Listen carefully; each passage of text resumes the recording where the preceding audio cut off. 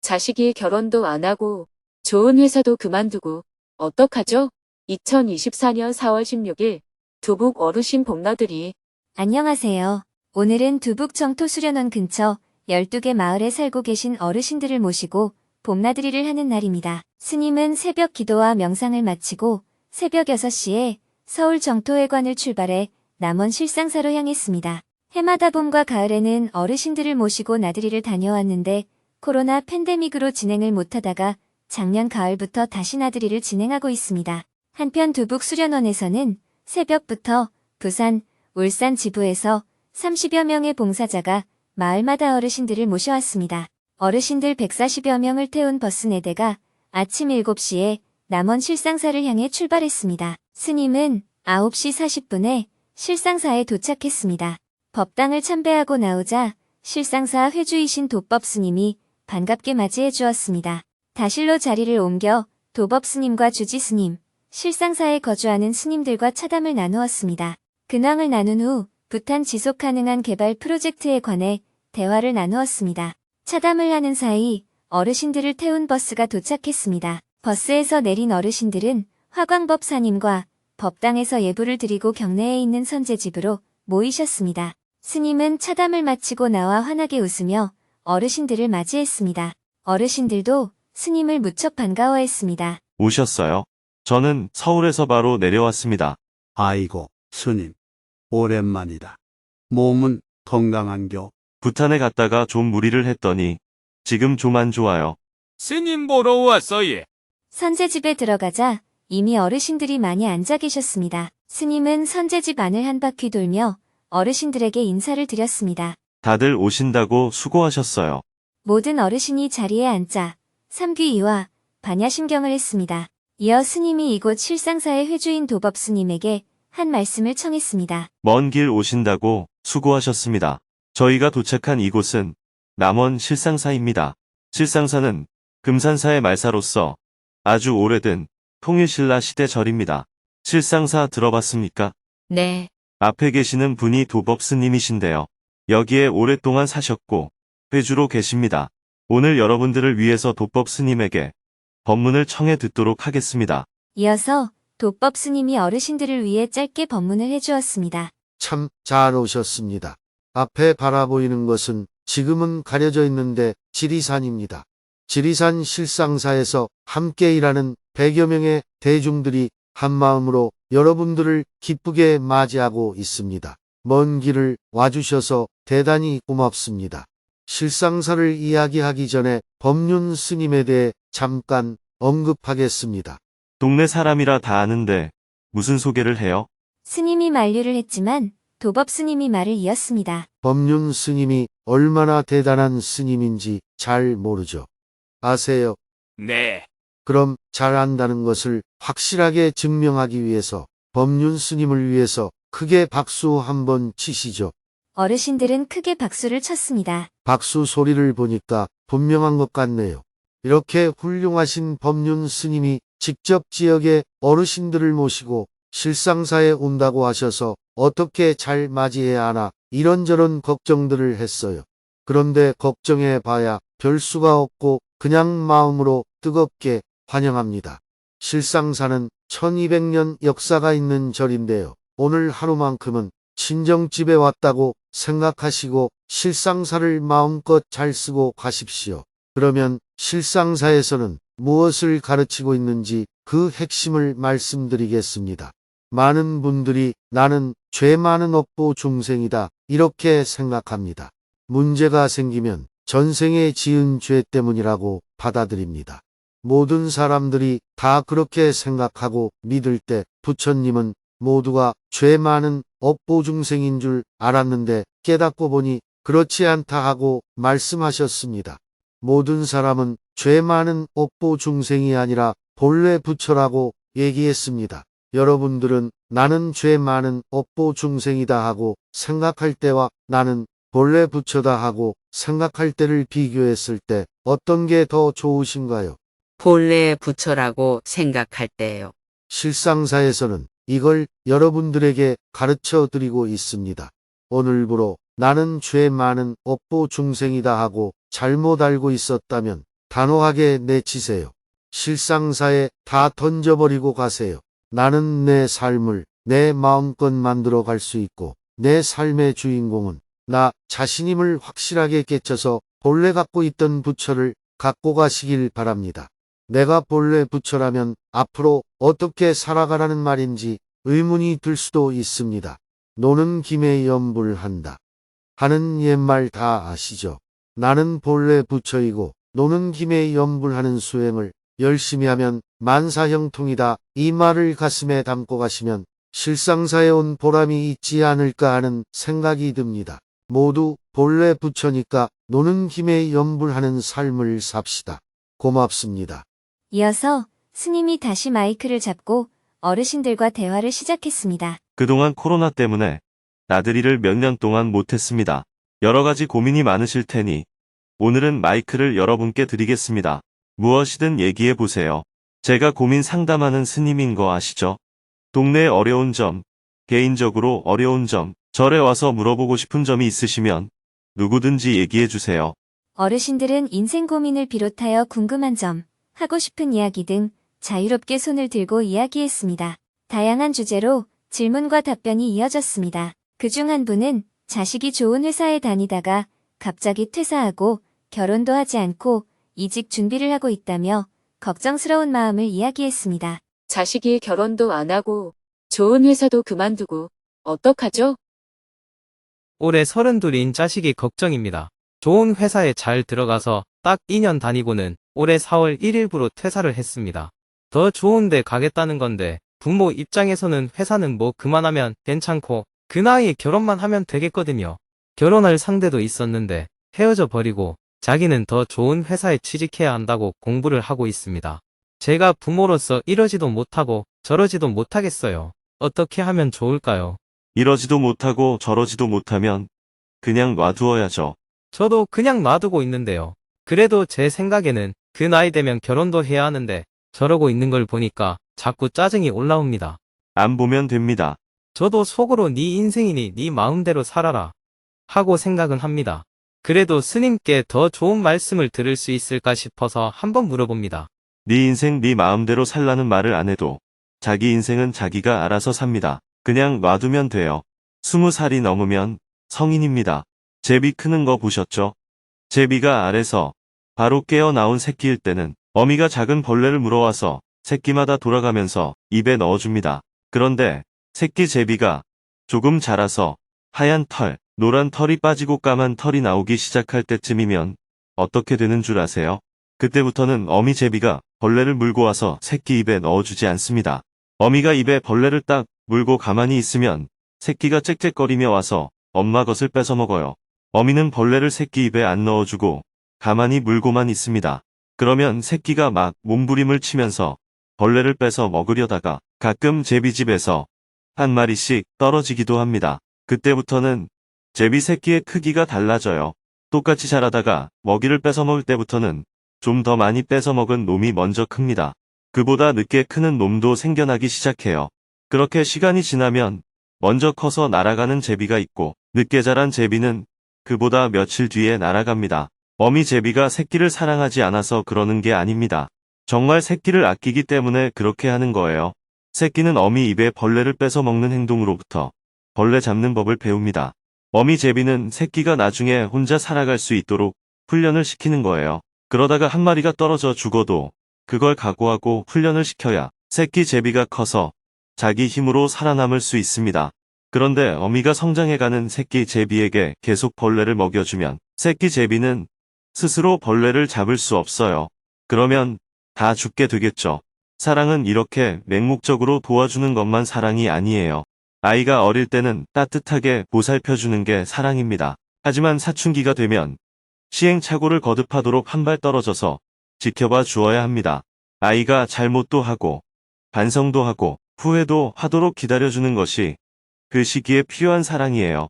아이가 부모 말을 듣지 않고 자기 마음대로 할 때 나쁜 애다, 불효다, 이렇게 생각할 게 아니라 우리 아이가 이제 어른이 되려고 그러는구나 하고 생각해야 합니다.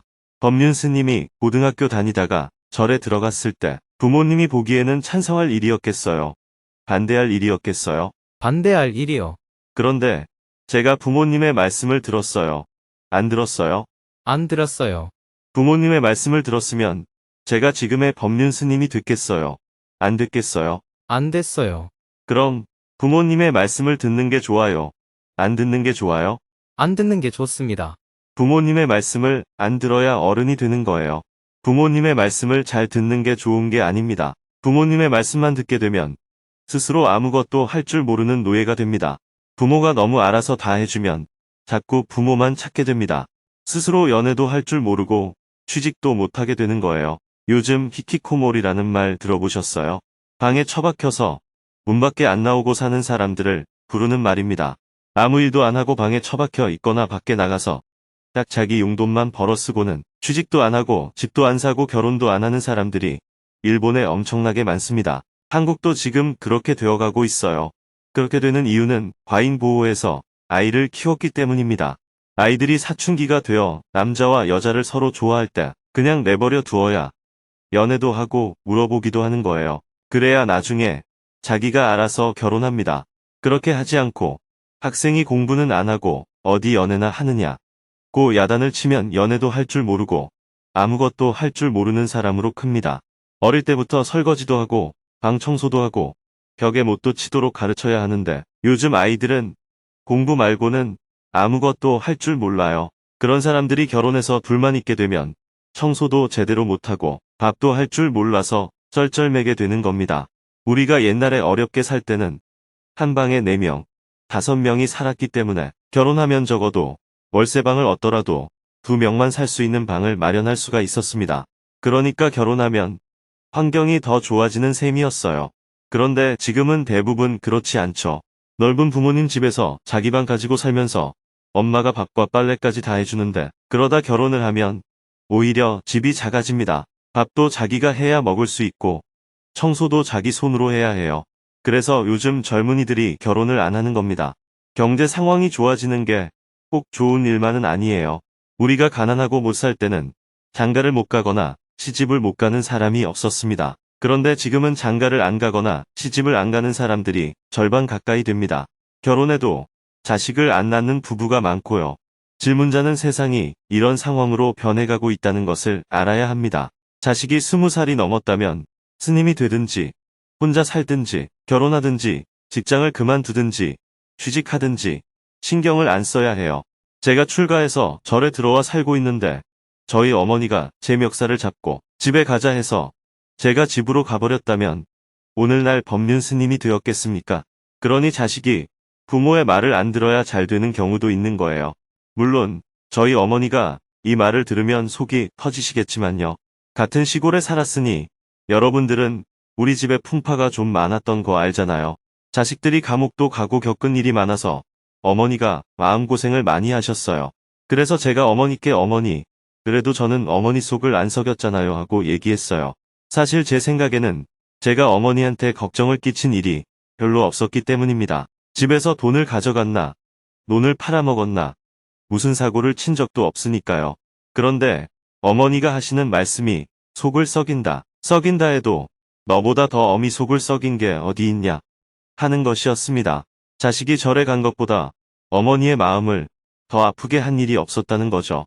저희 어머니는 그게 제일 가슴이 아팠다고 하시니 저와는 생각이 많이 달랐던 겁니다. 부모라고 해서 자식이 어느 때에 장가를 가야 하고 어느 때에 회사를 다녀야 한다고 강요할 필요가 없습니다.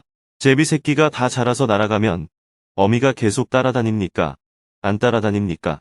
제비도 어미가 새끼를 따라다니지 않습니다. 다 자란 다음에는 그냥 각자 알아서 사는 거예요. 병아리가 어릴 때는 사람이 가까이 다가가면 어미가 막 병아리를 품고 보호하기 위해 사람한테도 덤빕니다. 그런데 병아리가 제법 커지면 사람이 잡아먹기 위해 데려가도 어미 달기 신경을 안 씁니다. 여러분들이 자식에 대해 너무 집착하면 자식한테도 좋을 일이 없어요. 어머니가 늘 제 생각을 하면서 운다면 제가 절에 있으면서 마음이 편했겠습니까? 그러니 자식이 20살이 넘으면 자기 알아서 살도록 놔두세요. 알아서 살라고 말할 필요도 없습니다. 저절로 알아서 살게 되어 있는 거예요. 그러니 자식 걱정은 잊어버리시고 본인이나 잘 사세요. 네, 잘 알았습니다. 감사합니다. 계속해서 질문들이 이어졌습니다. 어르신들은 개인적인 고민뿐 아니라 농촌에 대한 고민도 꺼내놓았습니다. 300평 미만이면 영농 보조금을 못 받아서 어려움이 많습니다. 어떡하죠? 4대 외동아들에게 산소를 없애서 무거운 짐을 넘겨주고 싶지 않은데 산소를 그대로 두면 자연적으로 없어지는 걸까요? 큰 절에 가는 게 좋은지 작은 절에 가는 게 좋은지 고민입니다. 여러 절에 인연을 두어도 괜찮나요? 실상사 주위에 귀농한 사람들이 많은데 두북 수련원 주위 마을도 공동체 마을을 가꾸어 보면 어떨까 싶습니다. 농촌의 젊은 사람들이 점점 줄어들고 있는데 이제 농사 지을 사람이 없습니다. 좋은 해결책이 없을까요? 아들의 몸무게가 100kg이 넘고 살이 너무 쪄서 걱정입니다.